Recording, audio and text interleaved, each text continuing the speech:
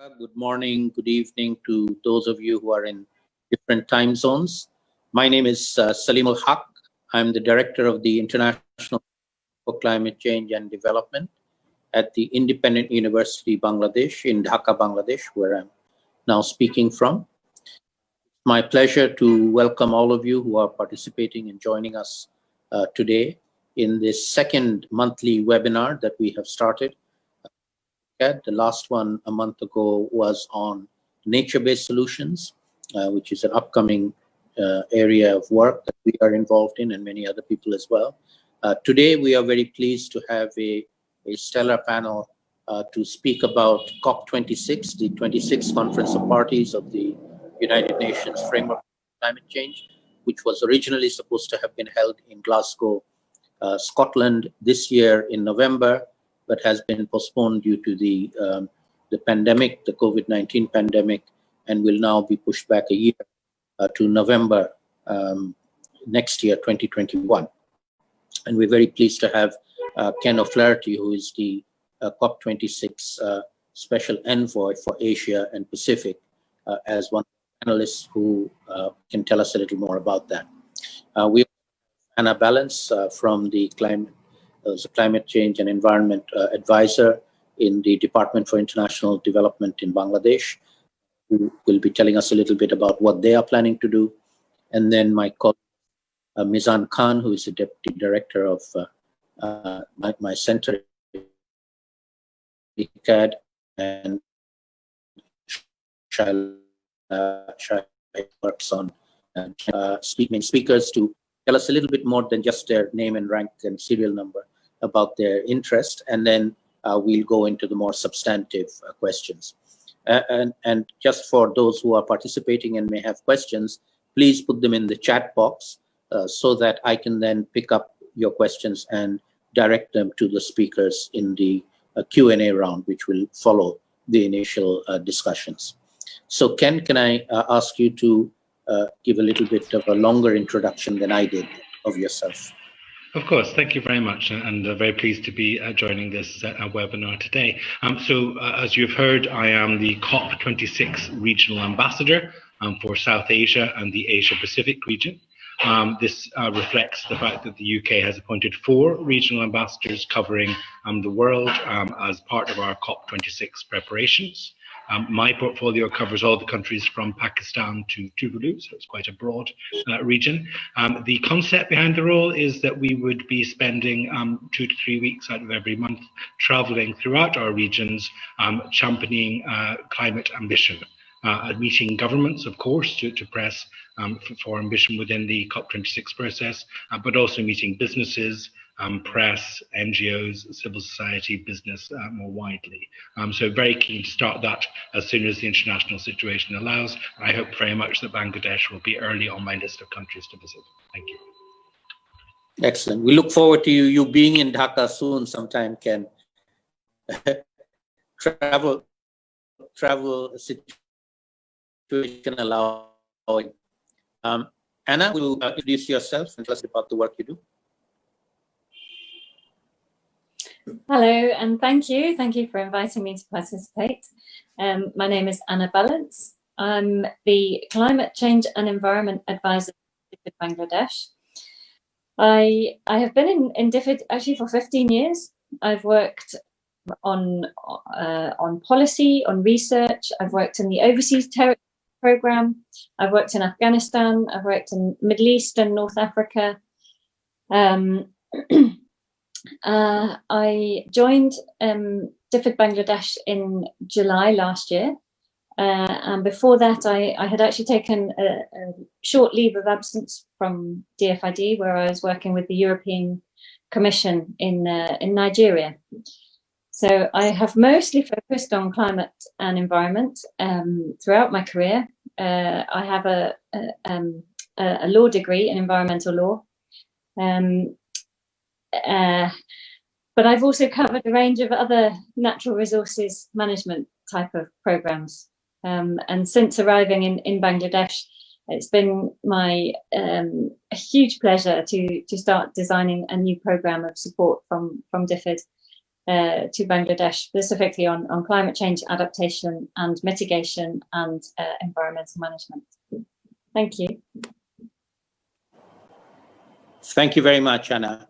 Let me now invite my colleague Mizan Khan to say a little bit about his work and what he does. Mizan? Yeah, thank you, Dr. Saleem.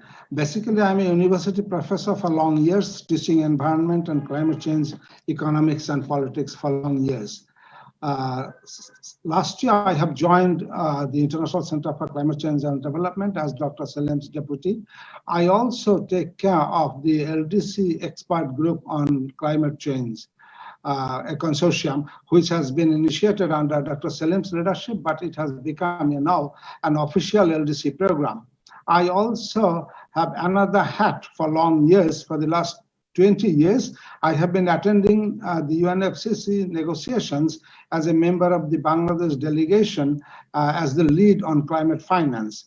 I have a range of publications on adaptation and development, including 3 books during the last 5 years published by Routledge and Climate and MIT Press, in one of which Dr. Saleem is a co-author with me on the latest book on capacity building to address climate change. Thank you. Thank you very much, Mizan. Shaila, would you like to introduce yourself?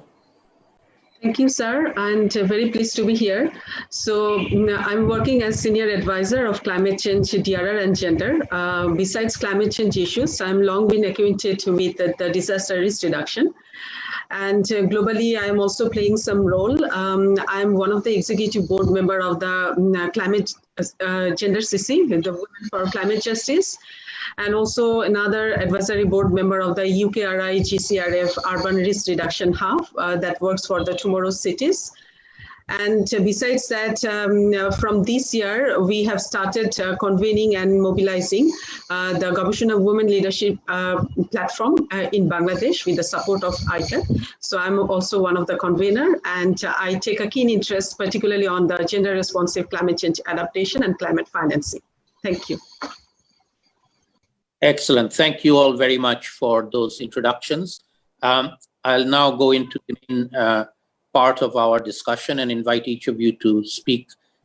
We can do several rounds, so you don't have to do a long intervention each time.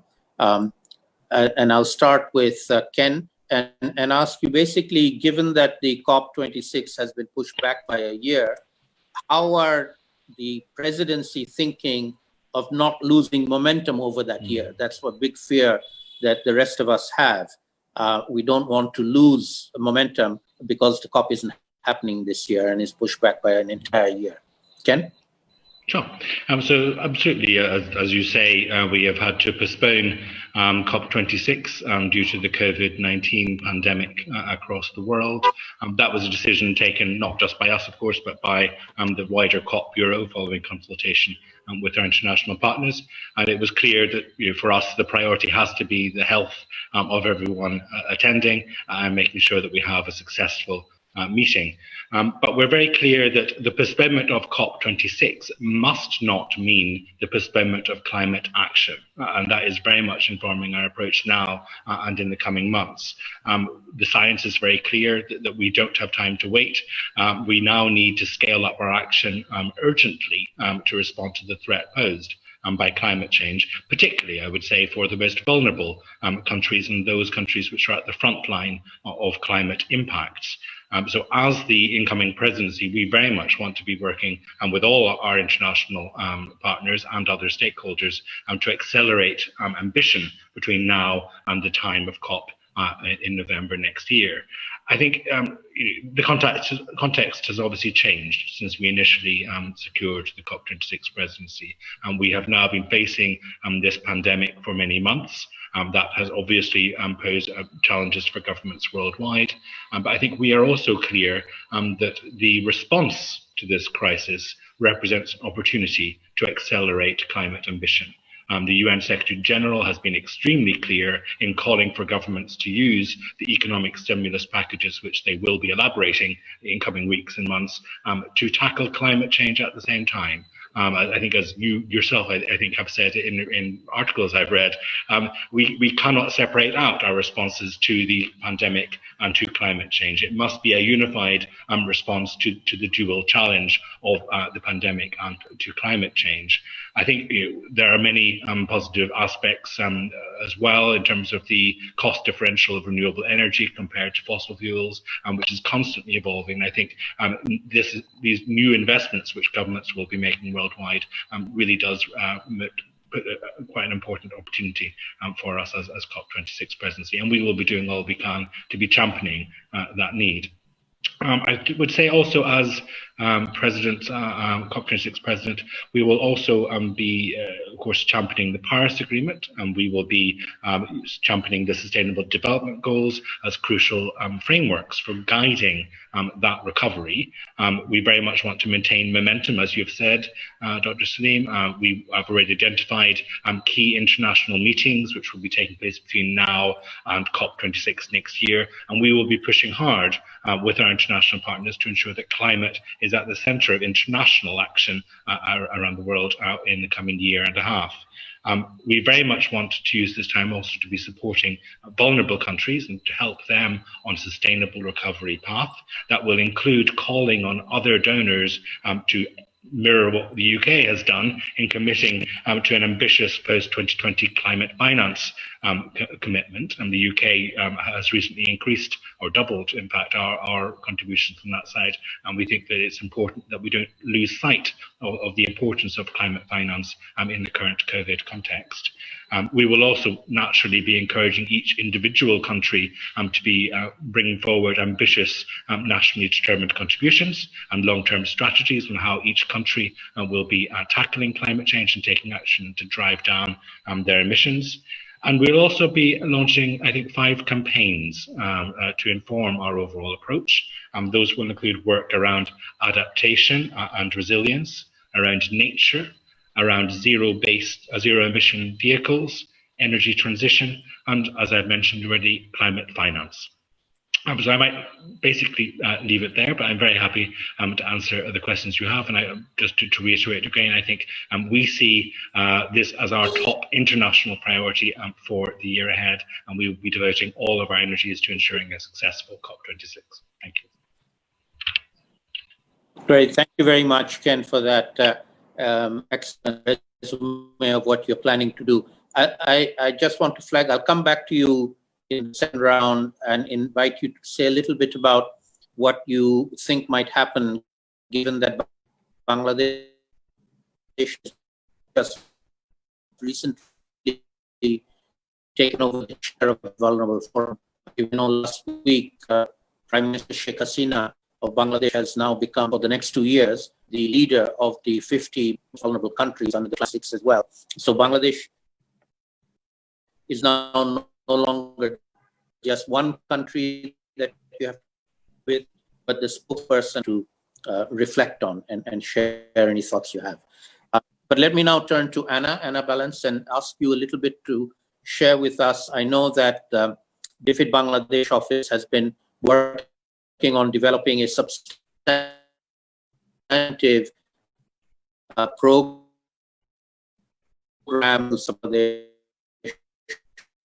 on climate change. Are you in a position to share anything else? And also perhaps let us what the DFID Foreign Office might mean for that program going forward, as was announced by Prime Minister Boris Johnson just a day or so ago. Anna? Thank you, Saleem. You have to unmute yourself. Yes. I think, if I may, I'd like to start off saying that the UK and Bangladesh have had a long history of cooperation. DFID has funded several programs to date on building disaster resilience, working with Bangladesh to develop its strategies and action plans, and then implementing that. And I think what we've the basis of our partnership really is exactly that. It's partnership. We want this to be not a donor-recipient kind of relationship anymore, but we recognise that Bangladesh has has huge expertise in the fields of disaster resilience and adaptation more broadly. And now, as you say, with the role of Prime Minister Sheikh Hasina in the Climate Vulnerable Forum, there's a huge opportunity to share that expertise with other vulnerable countries, but also with other countries like the UK. I think, you know, we suffered the worst floods back at the beginning of the year in January in some parts of the country that they had seen for almost 100 years. So there's an awful lot to be learnt from each other. And I think that's the key, is it's now a partnership of where we both share expertise and are working together. And so it will be a partnership between governments, but also between a whole range of stakeholders. And we really want to build this community of practice between academics and think tanks and knowledge developers, as well as with practitioners in government, but also in NGOs and across civil society.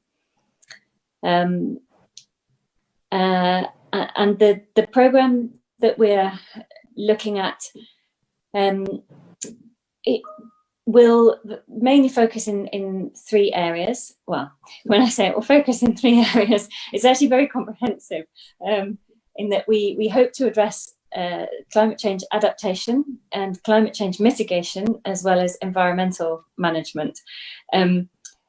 So within that, we still need to identify the exact scope, because there's a lot, as I said, a lot has already been achieved. There's a lot of organizations already active in the areas, and we're in conversation with the government and with stakeholders at the moment to try to identify where we could have the biggest impact and bring not just our finance, but also our knowledge and our partnerships and our experience and leveraging other funding to make the most of that. The program is very much still in design, but we see that there is scope to have a group of activities that support capacity building, knowledge sharing, integration of knowledge into policy making and into practice, as well as developing new knowledge together, and also engaging civil society, particularly young people. We feel very strongly that if you engage young people, if they are committed to the climate cause, they will be agents for change within their own communities and their own families, but they will also ensure that change is sustainable in generations to come. We're also looking at having a group of activities that will try new things. DFID has typically had quite a high appetite for piloting new ideas and new technologies and trying to encourage innovation. So we will be seeking out activities that seem to be promising, maybe from other regions of the world, but haven't been tried in Bangladesh yet, or things that are showing promise in Bangladesh, but haven't really been tried other than at very sort of laboratory scale. And then the third area of activities that we're looking at will be to help scale up. So where things have been tried and tested, there is still a big need to roll out interventions across other vulnerable areas of the country. There's been an awful lot of work done, for example, in the coastal regions to help communities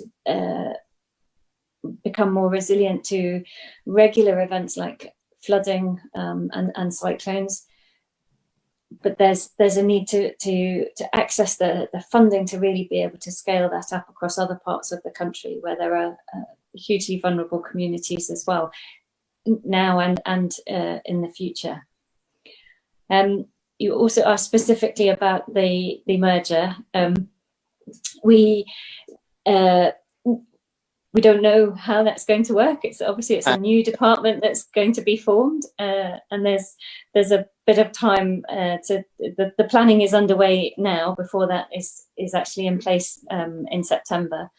But it is safe to say that climate change has always been a commitment of the government. It was in the manifesto of the government prior to the election last year. It is a cross-government commitment, and it's also a cross-party commitment. So climate change will definitely remain a key priority globally, and clearly in Bangladesh. We do have approval from the ministers to develop the program, but it will need, once it's been properly designed, it will need further sign off. But certainly there is recognition that because of the high vulnerability, but also because of the emissions trajectory, Bangladesh has not contributed to climate change so far, but there is an opportunity to look at, especially as Ken said, with the recovery from COVID, there's a huge opportunity to look at switching, well, re-stimulating the growth, but doing that in a very green way. Great. Thank you very much. I'll pause there for now. Thank you. Thank you, Anna. Thank you for that comprehensive view. And we share your optimism that the program in Bangladesh won't be one of the ones that might get the chop from the merger of the two departments. Hopefully it will continue. When I come back to you, I'd like you to think a little bit about how the COVID crisis might reflect into the planning of that particular program that you have going forward. Because you started planning it before COVID-19, but now we're hit by it. And whether you think there might be some changes that might occur in the program because of the COVID crisis. Let me now move on to Mizan, and I'll ask you in the first round to give a little bit of your thoughts on climate finance, since you have a long history of negotiating that, and particularly what you would like to see not just at COP26 in November 2021, but before COP26, in the run-up to COP26. What are things that you think might be doable, taking things forward? And then in the second round, I'll ask you later about capacity building. So your thoughts on climate finance going forward. Yeah, thank you, Dr. Saleem. In fact, UK and European Union members are our long-term allies. We have been working with you for long years, and we are in the same page on most of the issues, including climate finance. But you know, climate finance is the most intractable issue, which in fact condemns most of the COPs to extend beyond its stipulated time. Last year at Madrid, it was almost for 2 days. So I'll first touch upon the most intractable of them is the long-term finance. You know, since Copenhagen, we have the $100 billion ballpark figure that by 2020, there will be mobilization of this amount. But between the developed and developing countries, there is kind of a lack of understanding about the numbers. OECD, for example, floats a number of $75 billion a year already mobilized. But developing country analysts and researchers tell that it's at least one order of magnitude less.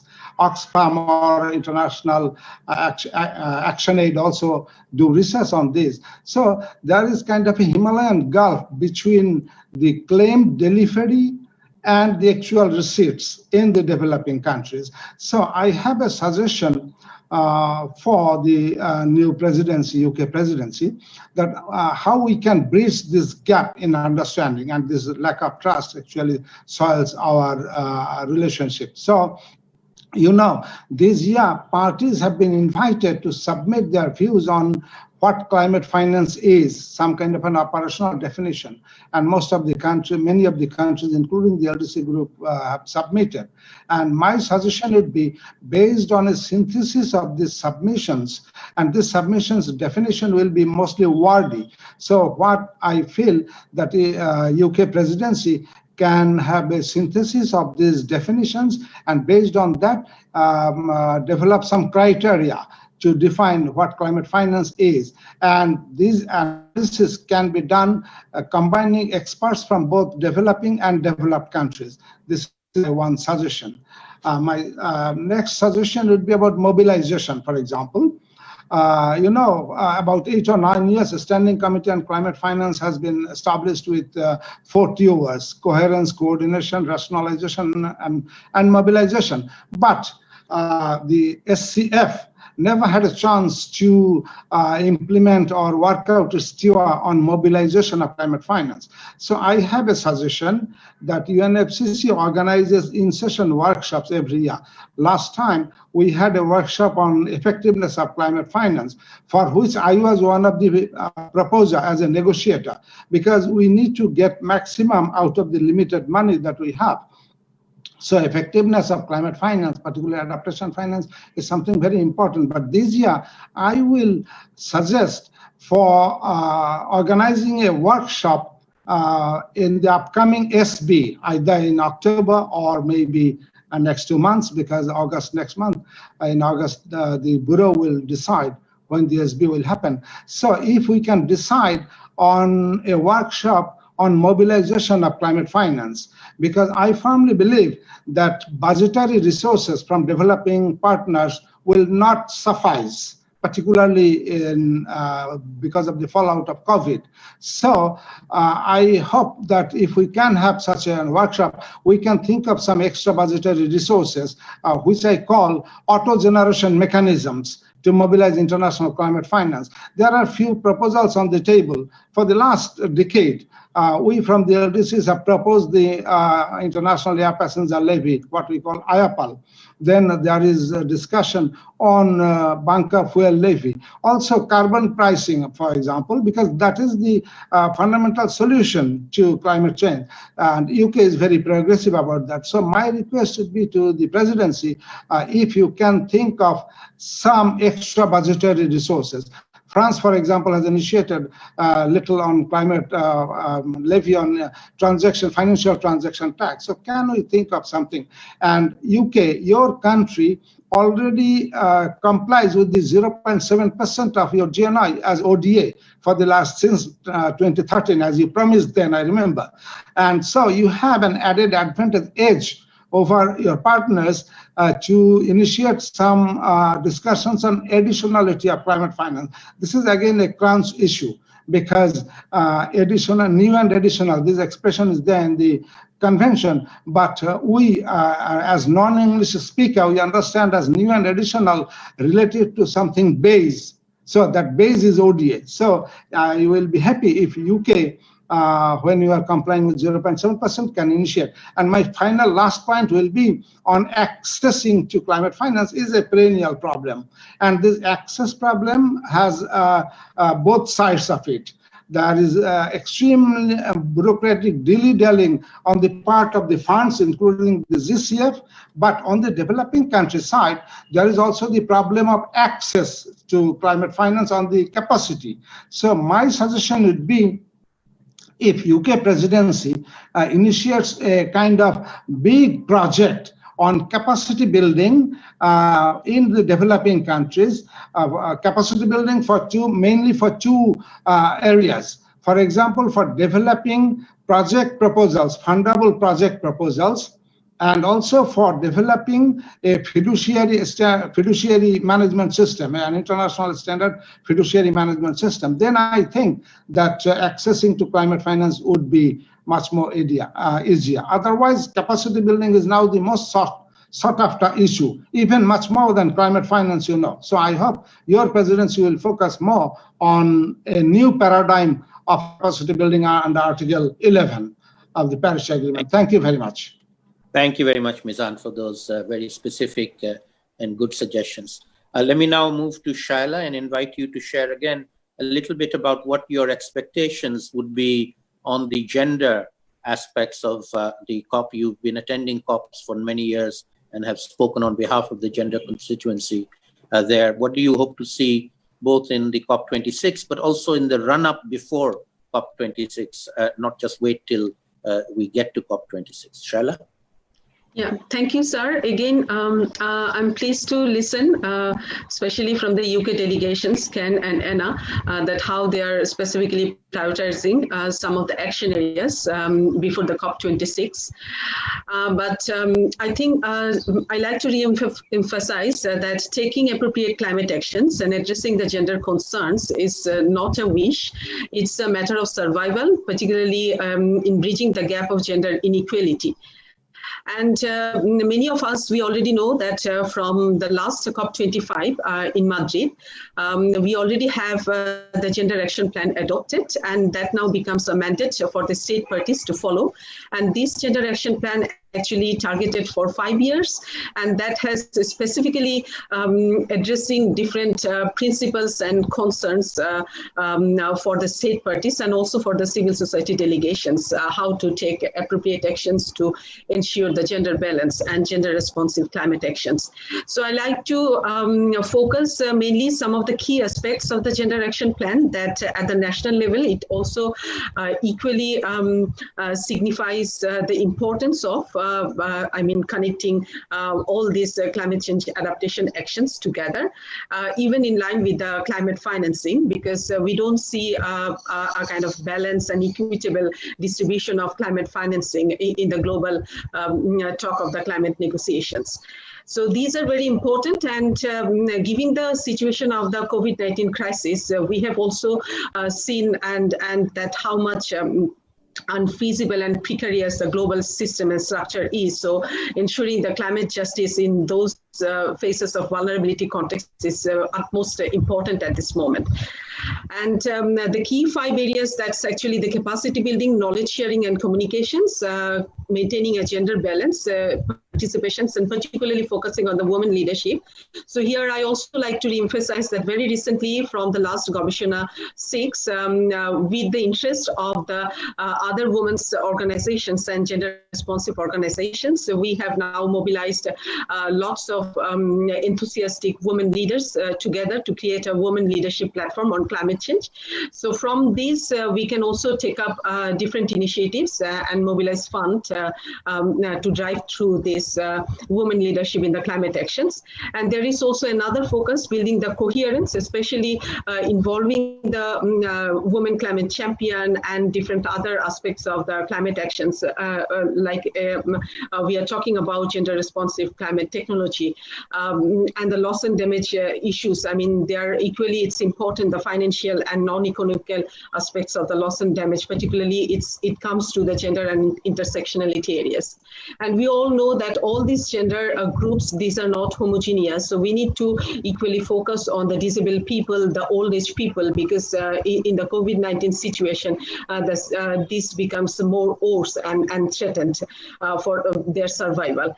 And then gender responsive means of implementation that I like to focus on the climate budget and the monitoring and reporting.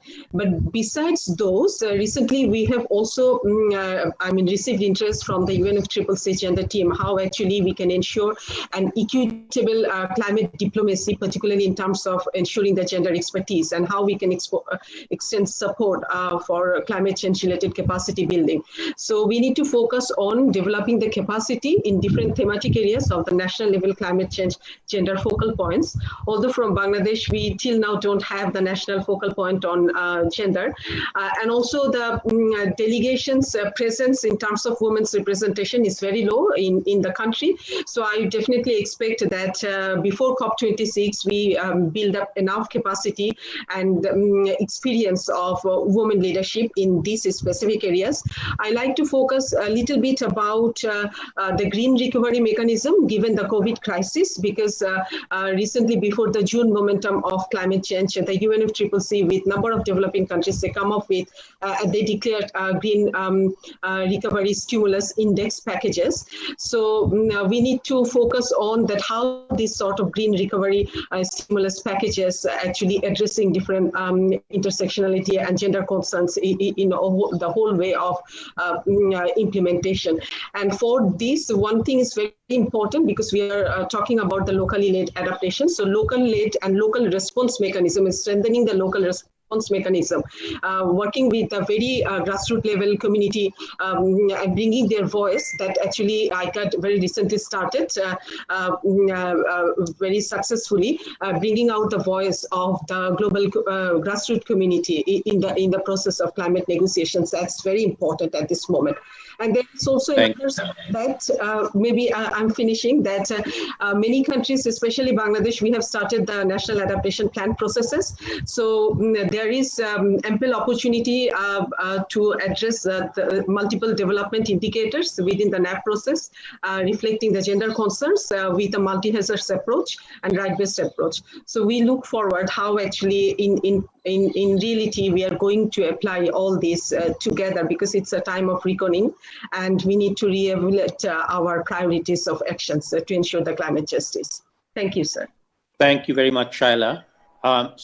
Thank you all the speakers for those excellent interventions. I'm now going to tell everybody how we will proceed from this point onwards. If all the participants who have kindly joined us have questions, I would invite you to put them in the chat box, and I will then pick the questions. If you want to direct them to an individual speaker, let us know, and we will. I will direct them. We will not be giving the floor to anybody, I'm afraid.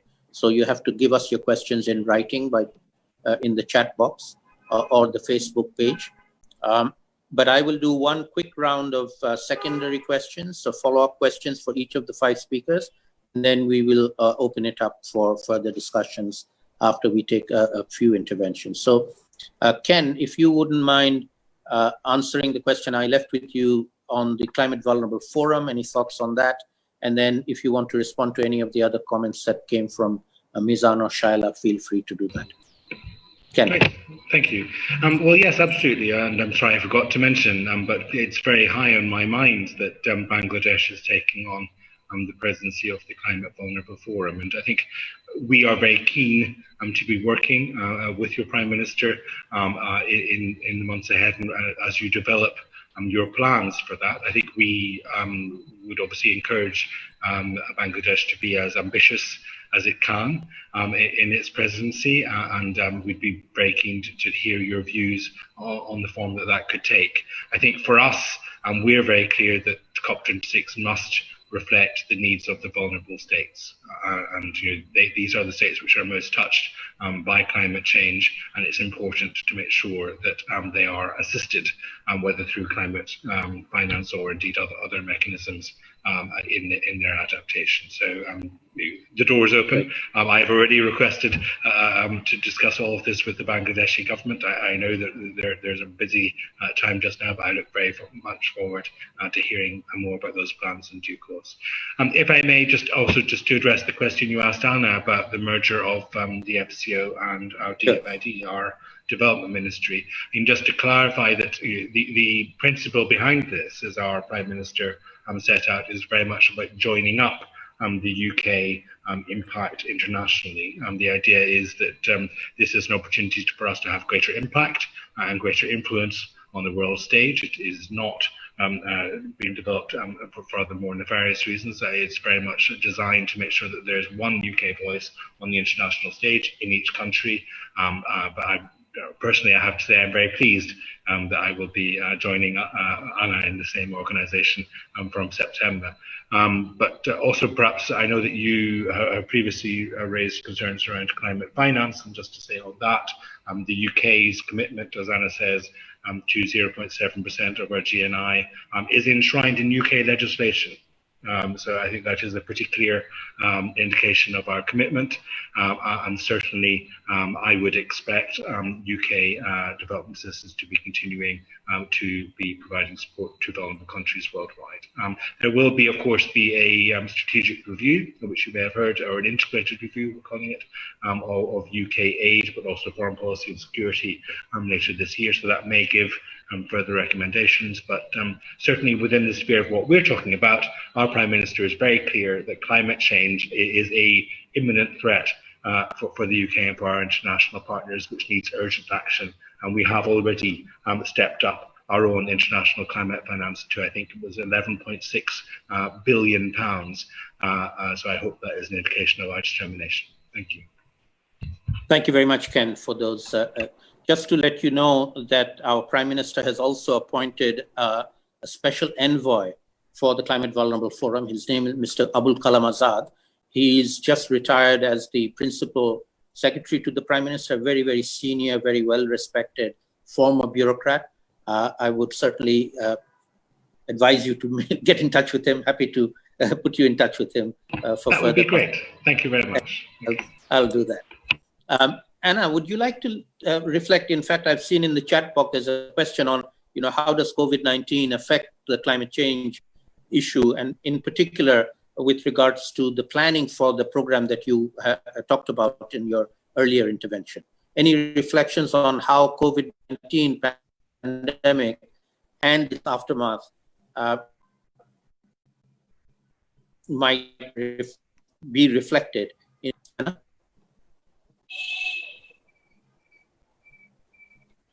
Thank you, Saleem. You need to unmute yourself. I hope you can hear me. Okay, nodding. Good. Yes, go ahead.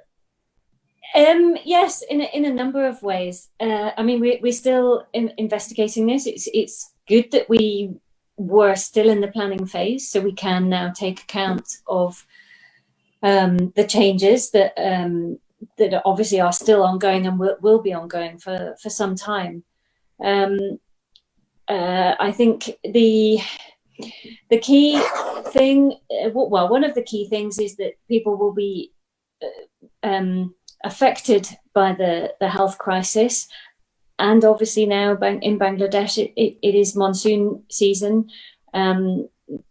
There could be, I think we need to be prepared for sort of a double whammy of people who have newly become vulnerable because of loss of income or loss of household family members, that they're then not exposed to climate change impacts as well. That there could be an overlapping in vulnerability, and I think that's one thing that we need to take account of in the programme. I think another key linkage will be the people who have been hit hardest, not in all cases, but very frequently by the COVID-19, often have underlying health conditions. And I think one of the things the programme could look at is how we can make a contribution to reducing the burden of disease, for example, through improving air quality, water quality, soil quality, because exposure to air pollution can well, obviously it causes respiratory diseases, which can then leave people more vulnerable to horrible viruses like this coronavirus. So I think that's an opportunity. In terms of the green recovery, Ken touched on this. Certainly, I think there's an opportunity to look now in Bangladesh about how we can really bring forward some of the work on cleaner energy, on greener energy. It is coincidental, but the cost of renewable energy is far, far lower now than it has ever been in decades. And yes, that coincides with a lower oil price, but still there are opportunities to create new jobs by introducing new technologies and greener technologies. But also in the adaptation side, a lot of nature-based solutions can also create jobs. Tree planting schemes, for example, that can help reduce people's vulnerability to extreme events, to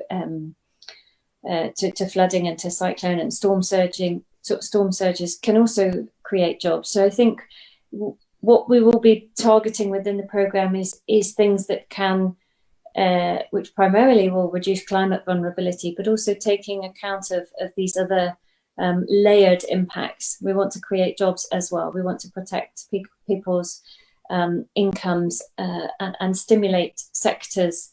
So the the construction sector is another good example. After economic crises, governments typically look to the construction sector to create jobs and re-stimulate economic growth. There are huge opportunities to now introduce greener building guidelines, renewable energy in construction, reducing air pollution from construction. So as I say, we haven't finalized the design yet, but those are the sorts of things that we'd be taking into account. Great. Excellent. Ken, did you want to come back on it? Yeah, just very briefly, if I may, because I think it's maybe interesting for our audience to hear about the wider region and how the green recovery plays out there. And this may be relevant to Bangladesh, but certainly what I'm seeing in lots of Asian countries is that one of the key questions around the green recovery will be on energy policy. That we have seen in recent months, indeed, IEA analysis, IRENA analysis, showing that for about 3/4 of the countries worldwide, it is cheaper today to be building solar or renewables than to be investing in new coal. Now, many Asian countries, I think possibly including Bangladesh, if I remember correctly, have plans to build new coal. I think we would be respectfully suggesting to our partners that they maybe look again at the economic calculus behind all of that, because what countries risk doing by building new coal plants is actually creating stranded assets. That within 3 or 4 years, they are actually costing much more money than the equivalent renewables energy would, but you are stuck with a coal reactor for decades. So it is a very bad investment for the people and societies of the region, quite independently of the climate change impact. And so that is one message that certainly I'm delivering to our Asian partners around. Thank you. I'm glad to hear that. It's a message we are also trying to advocate for as well. In fact, one of the perhaps unintended consequences of the COVID-19 crisis in Bangladesh is we are paying for fossil fuel generation when we're not using it. Okay, so we're paying for the fuel and we're not using any we're not producing the electricity, we're not using the electricity, and we can get stuck with the coal plants in a similar way. Very quickly, if you could come back on capacity building, which I know you've been doing a lot of with the UNFCCC, maybe speak a little bit about what we've been doing with the UN Framework Convention Secretariat, and particularly with the Paris Committee on Capacity Building, and maybe suggest something that we can do with the UK COP presidency going forward as well. And briefly, please. Mizan. Okay. Yeah. You know that ICCCAD is involved for the last 3 years on organizing the capacity building days. And since last year, in fact, from 2018, UNFCCC also started organizing the capacity building hub. So we have joined hands with the Paris Committee on Capacity Building as a partner to organize this capacity building hub. And last year it was a week-long program, but the first day was dedicated to the ICCCAD Day as the opening, and also we organized several dialogues between many different partners, including presentations. So, and in future we also, this upcoming COP also, we want to join hands with the PCCB, and there is already a wide network of capacity building network. More than 100 organizations already are members to that network, and we will be joining hands to have a stronger presence under the PCCB hub to do things on capacity building, because as I mentioned, that capacity building is now the most sought after support that developing countries need. Even much more than climate finance, because the past initiatives on capacity building led by agencies and foreign consultants didn't work well. That is the reason we have a huge gap in the need. So we need to shift the paradigm from consultancy and mere project and ad hoc basis to a programmatic level on a long-term financing, for example, 5 to 7 years, where also we can measure, monitor and evaluate, and also learning, so that we can start the next cycle. So this is about from me. Thank you very much. Ken, just for your information, we've already had conversations with your colleagues in the COP26 presidency who are dealing with capacity building, and we've already spoken to them about how we might lift up we feel capacity building under Article 11 of the Paris Agreement is one of the success stories of the Paris Agreement that hardly anybody knows about. So let's see if we can make people know more about it. And we have been very much involved in that together with the Paris Committee on Capacity Building and the UNFCCC Secretariat. And your colleagues have been very positive about trying to do something to highlight, a good thing that came out of Paris Agreement rather than always looking at the negative things that people tend to focus on. Shaila, last question very quickly, if you don't mind, on how do you see us with our Climate Women Champions initiative going forward? Maybe you could tell us a little bit more about what the plans are there and how we might link up with COP26 and beyond going forward. Shaila? Yeah, thank you, sir. I like to share that we have already created the platform, and most of the international organizations from Bangladesh, they are already part of it. A few of the names I like to mention: UN Women, WaterAid, ActionAid, Manusher Jonno, some of the CGI agency, they are also part of it, but we are equally emphasizing, bringing the voice from the grassroots community. So it's creating the women champion at different layers. So that's actually our key objectives. And in terms of the capacity building aspects and how we can mobilize them. So at this moment, we are thinking 2 or 3 key main issues. Maybe we try to mobilize, addressing the gender responsive COVID response, coupled with the climate crisis related fund, and start applying and addressing the climate change related actions and supporting different women's organizations at the very grassroots level. That is one aspect. We are also thinking to come up with the Gobeshona Women Leadership Award from this platform. So for this also, we will next time go for a wide dissemination of this information and how we can create these women champions from different layers. And thirdly, I like to focus on the climate finance aspects, because I'm also one of the co-lead of the GCF gender monitoring mechanism in the Asia Pacific. So it's very important that all the recovery pathways and funding and stimulus package, we need to ensure a kind of equitable balance between the funding and allocation. So we want half of the share specifically addressing for the implementation of women responsive actions on climate change. So these are the key 3 areas we like to focus before the COP26. And again, with the UNFCCC gender team, we are now conceptualizing a training module for a greater capacity building of the women negotiators, particularly for the national level gender climate change focal point. So that is now in our plate, but we like to see the collaboration from the UK delegations and other organizations and driving through this commitment.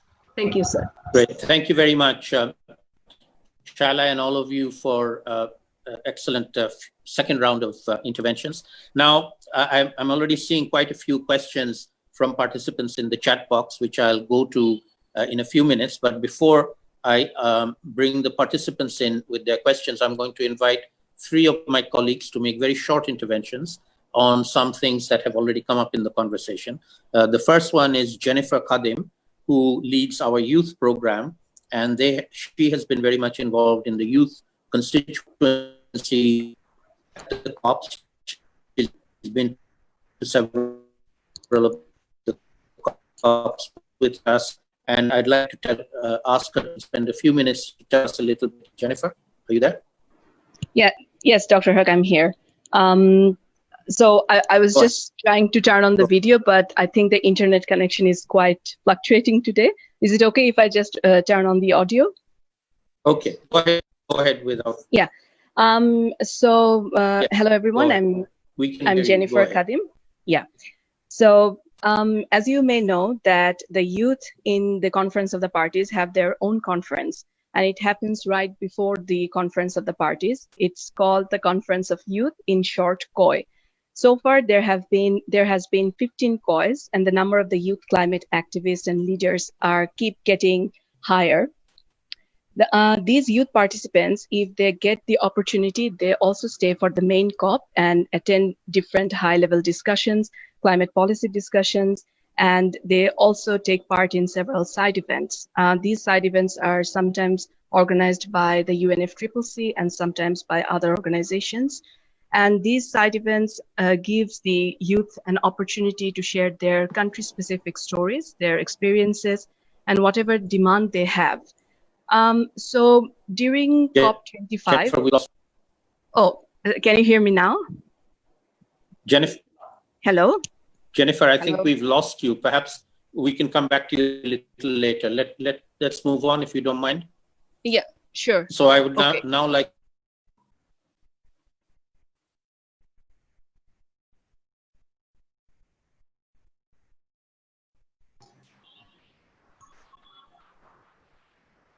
I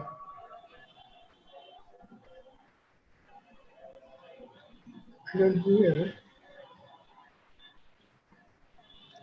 We don't hear something. Hello there. Wrong with I got audio. Disconnected.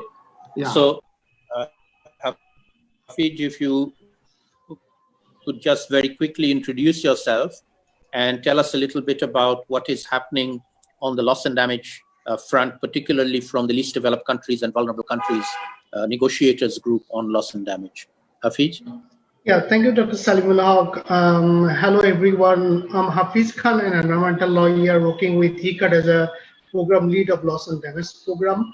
And also, I'm a climate change negotiator and involved with loss and damage negotiation for last 12 years.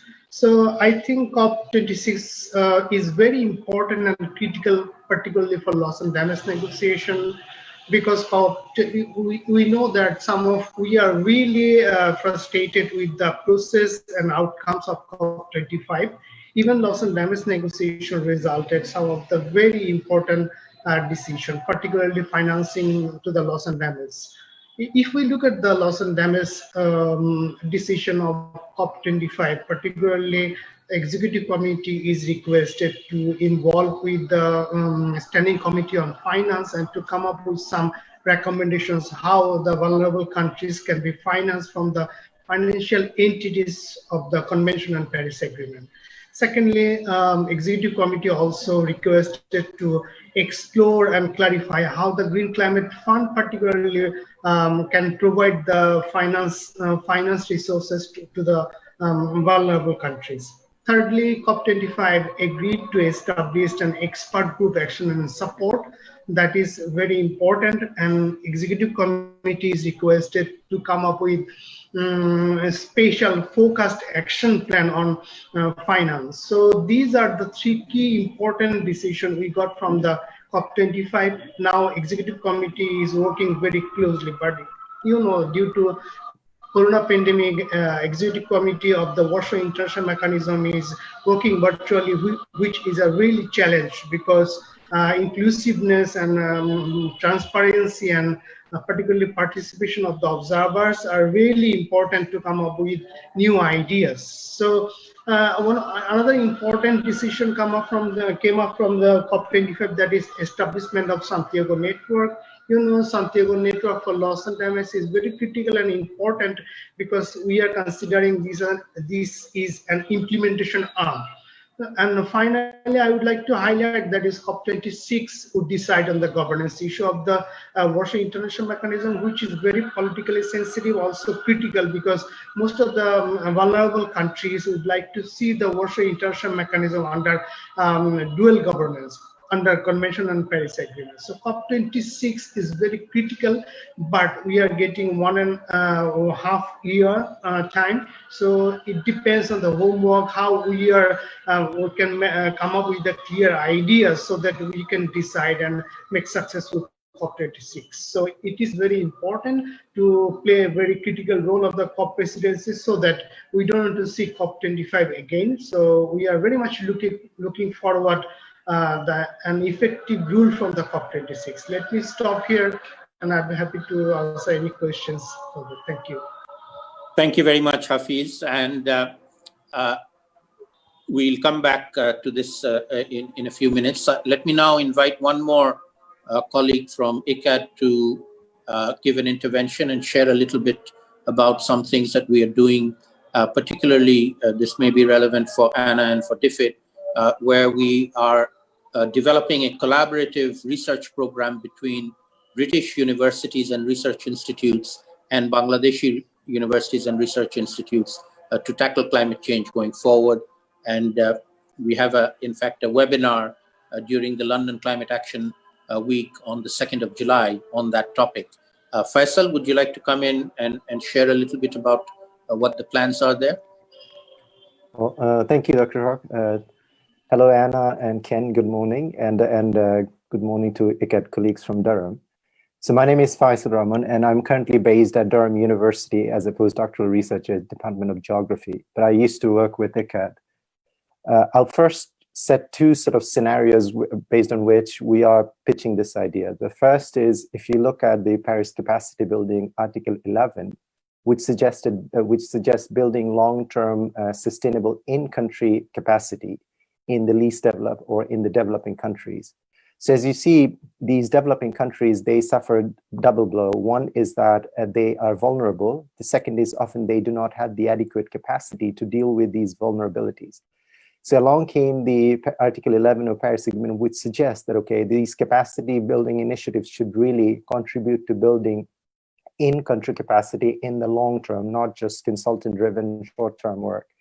The second premise is basically this long-term relationship between UK and Bangladesh, where UK researchers or colleagues from universities have long been working with researchers in Bangladesh, both from academia as well as from research institute, as well as the government.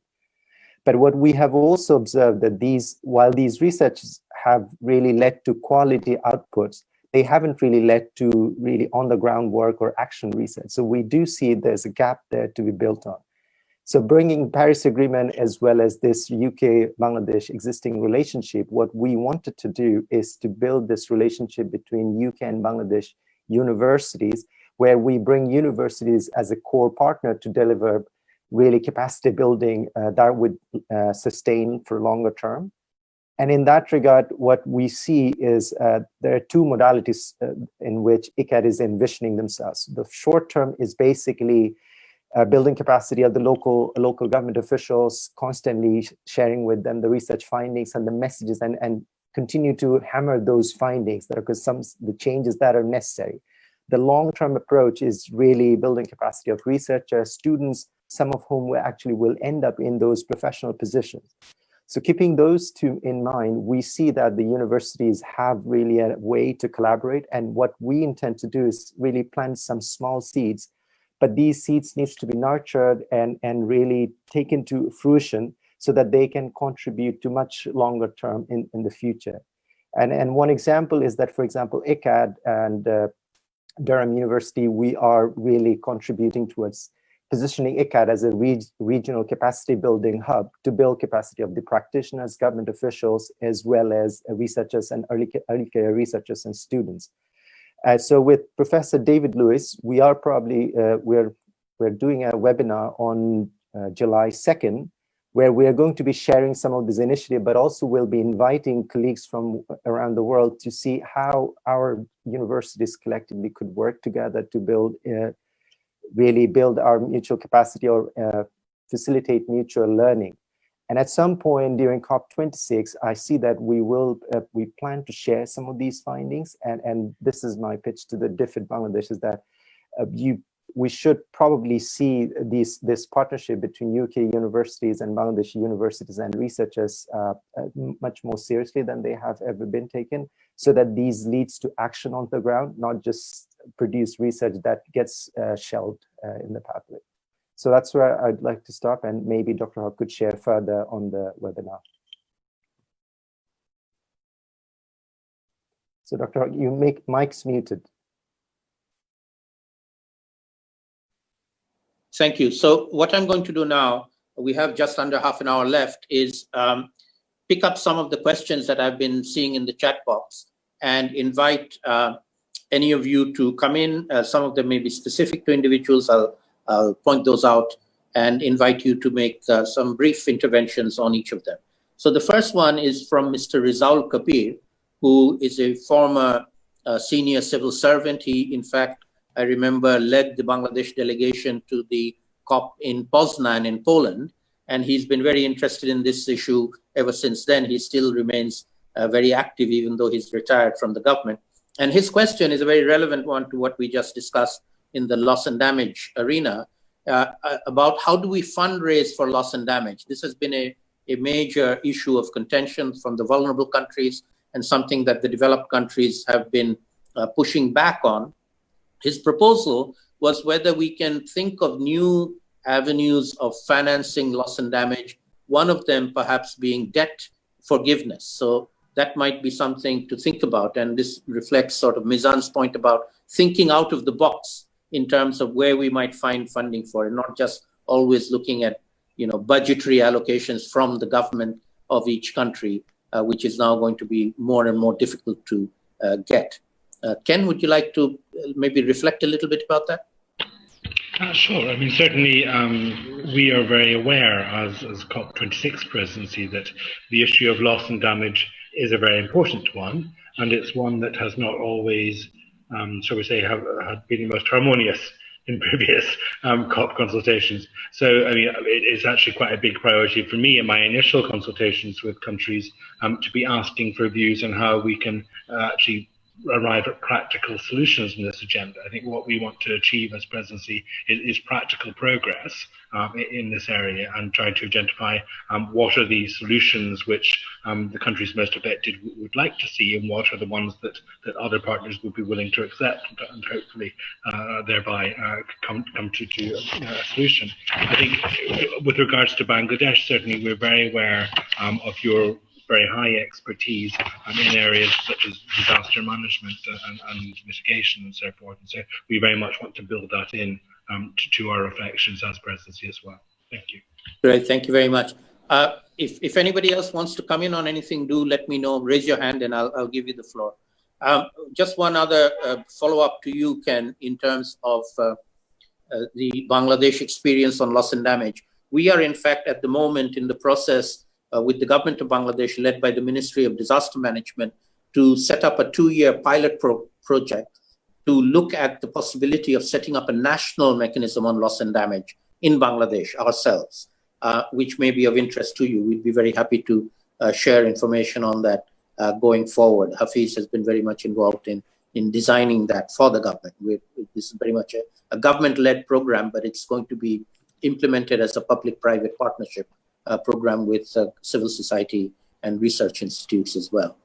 Let me move on to another question now, which comes from Celine de Cruz, who is from India, and she has a lot of background and experience working with particularly slum dwellers in many different cities under the umbrella of Slum Dwellers International.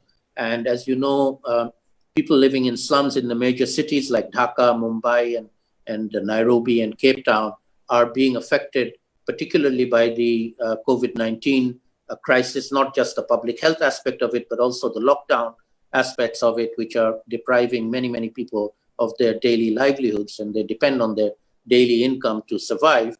And what she is asking is something that the Slum Dweller Internationals have been working on for some time now, is whether or not a possibility might be created for what she is calling a resilience fund for the small groups at the very grassroots to access. One of the problems that they identify is that all the major funds that are created, like the Green Climate Fund, they are so difficult to access that, even governments like Bangladesh government has a hard time accessing it. So a little group in a slum, it has no chance whatsoever. So are there ways in which devolved funding might be made available at a more local level, that small groups, these are not large amounts, they don't need huge millions, they need a few thousand, and that can make all the difference for them. Is there a way that sort of an option might be explored? So Anna, if any thoughts, or Ken, either of you, any thoughts on whether or not that's a possibility, and if so, how does one go about developing it?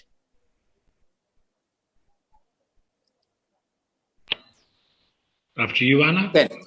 Thank you. Okay, yes, I'm happy to share some thoughts. Sure. I mean, certainly, I totally agree with you, Saleem. It is that has been one of the biggest barriers is accessing the funding at all levels, as you say, government level, subnational level, but particularly communities. I don't have any immediate answers of how that can work, but I'm certainly open to suggestions. I did want to just say that in Bangladesh, DFID does support the National Urban Poverty Reduction Programme, and a big component of that is providing support to people living in slums with climate resilience.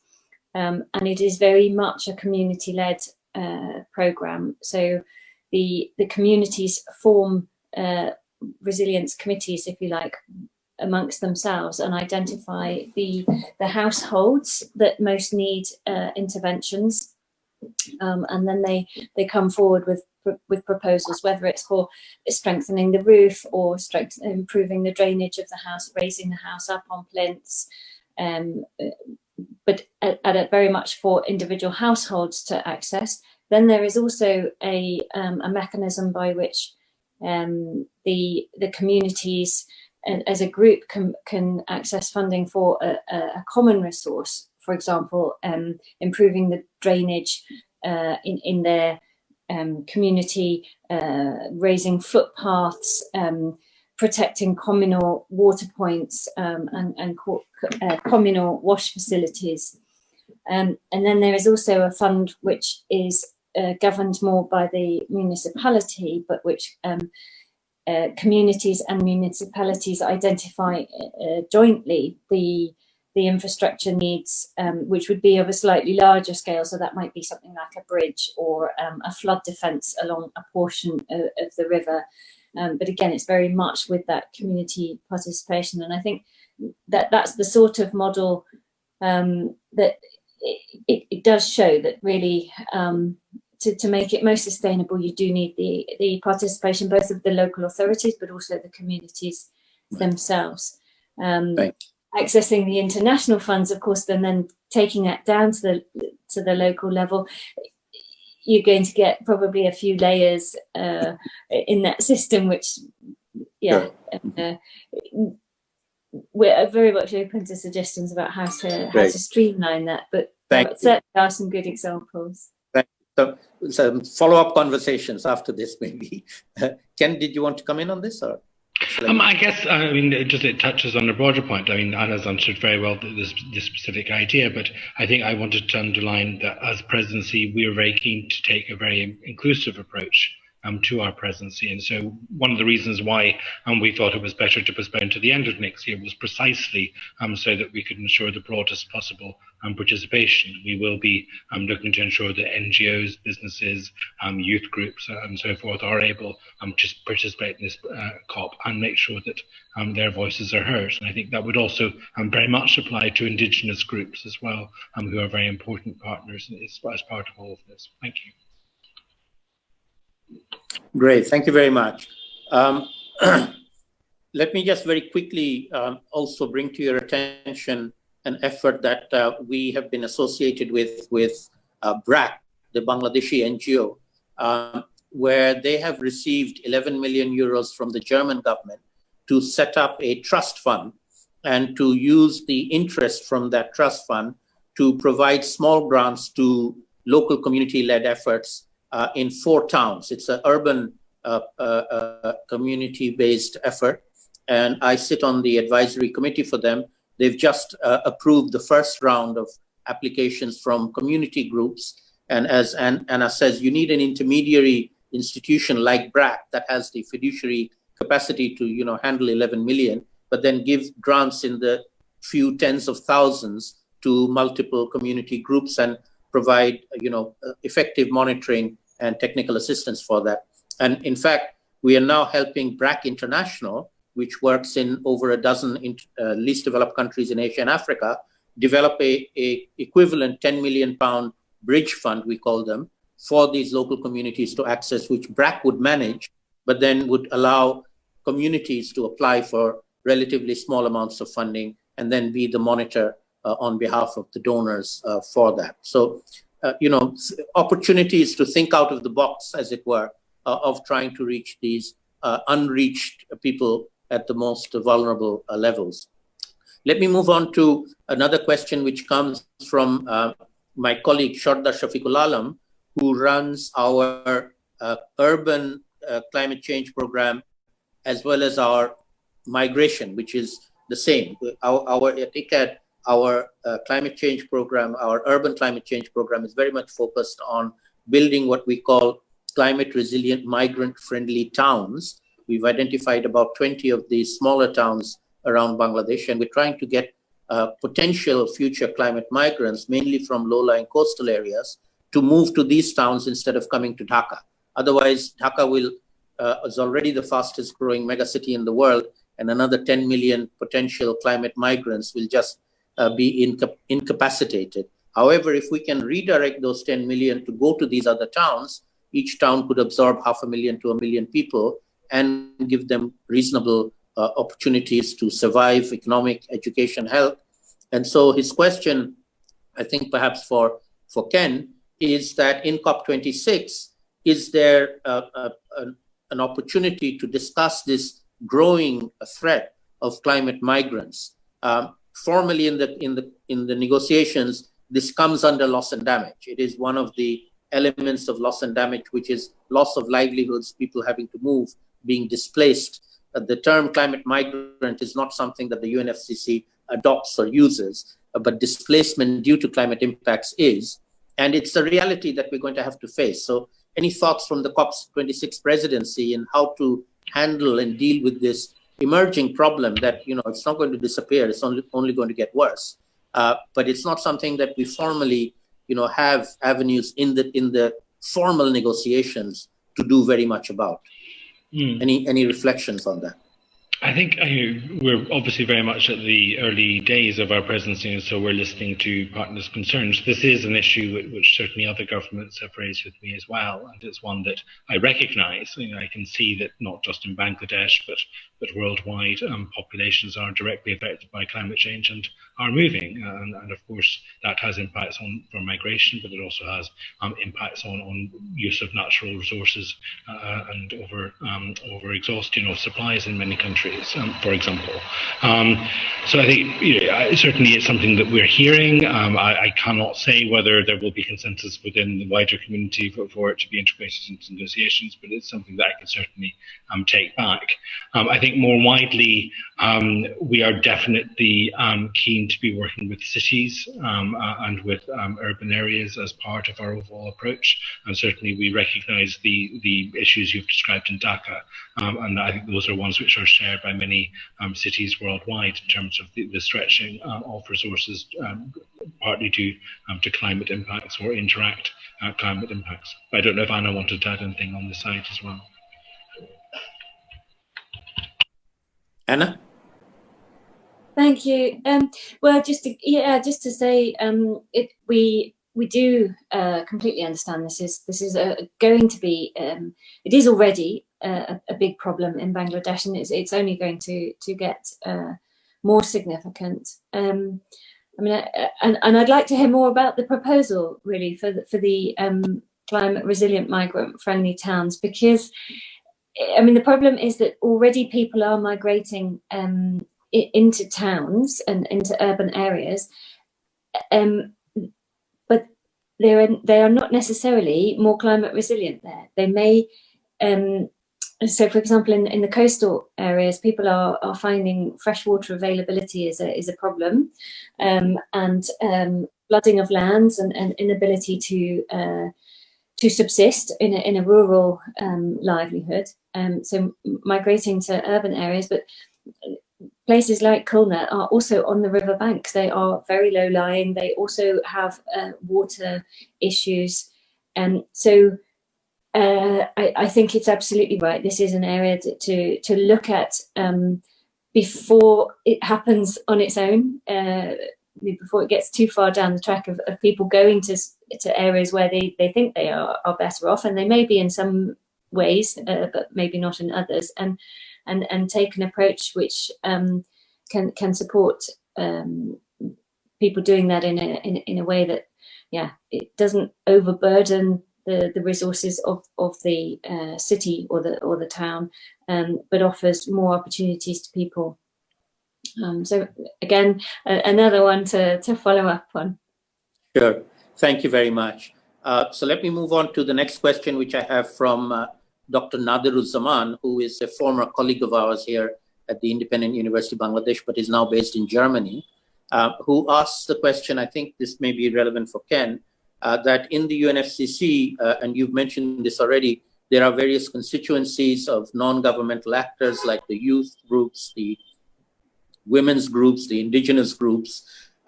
Is there any possibility of having some of the most vulnerable communities groups, the ones we've just been talking about, who are losing their livelihoods, where they're living, having to move, migrate? Is there a constituency there that might be thought about as being brought together as a constituency in the UNFCCC process to be able to bring their voices in? Ken?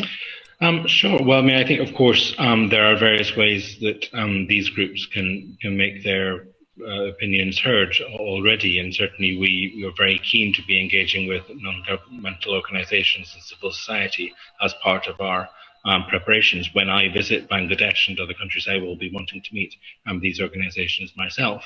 Obviously, of course, we would hope that governments would also reflect the interests of these communities directly, but that may not suffice in some cases. And I think more widely, we are being quite ambitious in terms of the broader engagement that we're doing. So you may be aware, I see in the chat box, for example, there was quite a few questions around youth. There will be a particular youth COP organised by our Italian partners ahead of COP26. And we're also working with them around other ideas for the pre-COP, which will take place in Italy as well. And I've already mentioned indigenous groups who we're keen to ensure that their voices are heard. In terms of gender equality, and we heard from our colleague earlier, I think we are very clear that the structural inequalities, the discrimination that exists within societies means that women and girls can be particularly vulnerable to climate change. And we welcome the fact that there is the Gender Action Plan, but we're very clear that that is just the first step. And we are now wanting to work with other parties to make sure that we can implement the mandates that are contained within that plan. In terms of youth, we definitely agree with the sentiment that young people are a massive force for change on all of this agenda, and we very much want to be harnessing that to ensure that there is pressure worldwide to drive up climate ambition and ensure real practical action. Great, thank you very much. So we have just under 10 minutes left, so I will now propose that we start up our wrap-up rounds, and I'll invite each of you to speak for a couple of minutes. If there are any particular questions in the chat box that struck your fancy to address, please do so. A couple of minutes for each person, and I'll go in reverse order, starting with Shaila. Shaila, do you want to share some reflections and thoughts to conclude our session? Shaila? Go yes. Thank you, sir. This is very pleasing to listen, all these commitments and new hopes, especially how before the COP26 run-up, we are going to prioritize some of the key action areas, but that's actually depending on how we are able to translate this into the local reality. One of the issues I also like to highlight, because we are talking about the dual crisis we are going through, but at the same time, it's actually the triple crisis and challenges. We should not forget about the hunger and the food security situation in the country, and the unemployment, especially we have talked about the climate-induced migration, and also we have the example that ICCCAD is working in the Mongla city to build it as a climate and migrant-friendly city, ensuring all the basic services in the city. But at this moment, we need to predict actually making this as a climate-friendly and migrant-friendly city, what level of investment infrastructure and risk pooling mechanism and risk financing related support would be required. So Mongla can be one of the example, but we gradually need to move on different other cities, coastal cities in the country. And also another issue, we also need to remember that we already have a huge number of migrant workers who already returned from abroad, and they are now taking, they have already taken shelter in different parts of the slums in Dhaka city and other parts. And many of them actually would not get any chance to go back to their working country. So how we are going to adjust and cope with and come up with some of the stimulus packages for this sort of segment of the society who actually finally ended up in the urban slums. So these, from the gender and intersectionality aspects, we need to mainly focus on. And again, thank you, Ken and Anna, because you particularly mentioned about the gender action plan, and we look forward to strengthening how we can ensure the women leadership and women's representation in the whole process of climate negotiations before the COP26 at the national level and also the globally. Thank you. Thank you, Shalini. Mizan, any last thoughts? Yeah, thank you, Dr. Saleem. Yeah, we greatly appreciate and welcome UK's doubling of climate finance.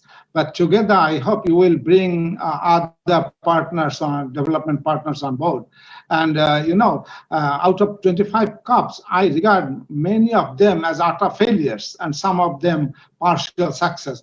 But we hope under your presidency, we will have a real COP of action COP. And we will be at your side to promote these. Thank you very much. Thank you very much, Mizan. Anna, any last thoughts? Thank you. I just wanted to go back to what you asked me in the beginning about the COVID and the COVID crisis, the pandemic. I think the world is so different now to just a few months ago. We've really seen how the world can change, and I think there's two.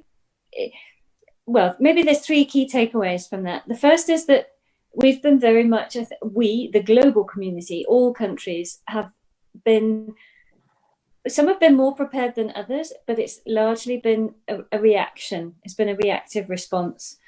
It has really benefited from international cooperation.